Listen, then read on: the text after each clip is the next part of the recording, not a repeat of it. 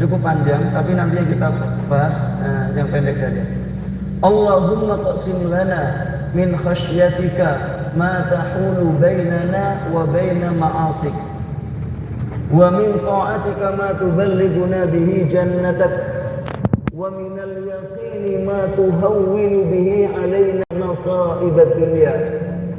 Allahumma matti'na bi asma'ina wa absarina wa quwwatina abadan ma ahyaytana waj'alhu al-waritha minna waj'al tha'rana ala man zalamana wa la taj'al musibatana fi dinina wa la taj'al ad-dunya akbar hammina wa la mablagha ilmina wa la mablagha ilmina wa la tusallit alaina man la yarhamuna. Sudah hafal semua? Sudah hafal semua? Belum? Subhanallah.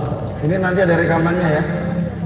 Ada rekamannya. Nanti kalau bisa dipotong khusus doa itu, kemudian sering didengar, nanti lama-lama hafal. Karena seperti Al-Fatihah kita juga sering mendengar, lama-lama hafal. Nah, yang ini saya bahas adalah potongan dari doa ini, wala taj'al musibatana fi dinina. Ya Allah, jangan Engkau jadikan musibah itu ada pada agama kami. Wala taj'alid dunya akbar hammina. Jangan Engkau jadikan materi dunia itu menjadi cita-cita tertinggi hidup kami. Wala mablagha ilmina, dan jangan Engkau jadikan bertambahnya ilmu kami hanya untuk mengejar harta. Ini doa Rasulullah dibaca 14 abad yang lalu. Memohon kepada Allah supaya jangan sampai musibah itu ada pada agama. Pertanyaannya, apa musibah pada agama? Musibah pada agama ini adalah musibah ketika orang mengaku sebagai orang yang beragama, tapi kemudian amalan-amalan hidupnya tidak sesuai dengan panduan agama. Dan ketika musibah ini terjadi pada agama seseorang, ini merupakan apa? Merupakan kerugian di dunia dan kecelakaan di akhirat. Kenapa demikian? Karena ketika orang hidup tanpa aturan agama, maka dia akan banyak melakukan kezaliman. Dampak dari kezaliman itu, dia akan didoakan keburukan oleh orang yang terzalimi. Dan orang yang terzalimi itu doanya mustajab. Yang kedua, hidup dia di dunia adalah diselamatkan oleh Allah dalam rangka untuk beribadah kepadanya. Dan orang-orang yang beribadah kepadanya akan kembali kepada Allah Subhanahu wa Ta'ala dengan kondisi yang baik.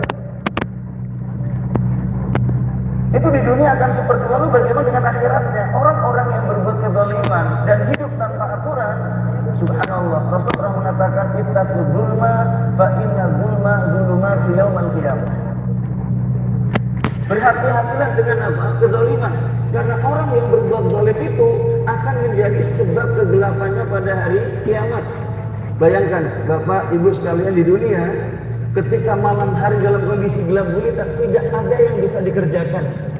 Tidak ada yang bisa dipandang. Produktivitas kita semuanya hilang seketika.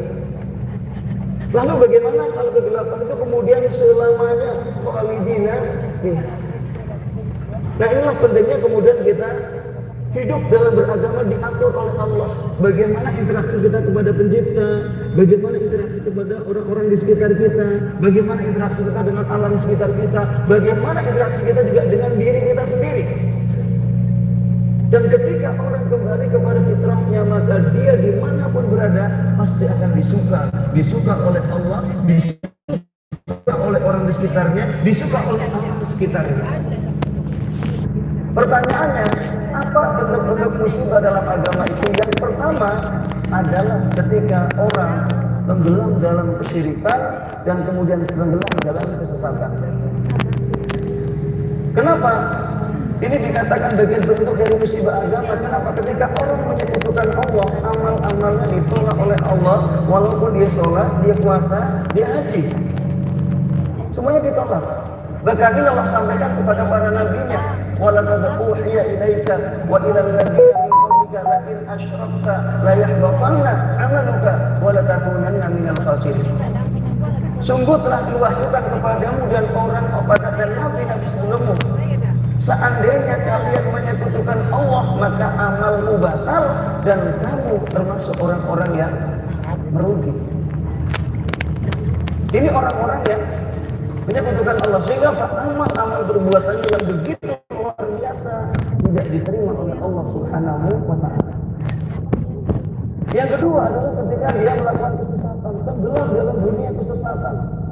Orang tersesat adalah ibarat orang yang tidak mendapat petunjuk. Dia tidak jelas kemana yang dituju. Jalannya terus tapi nggak jelas tujuannya.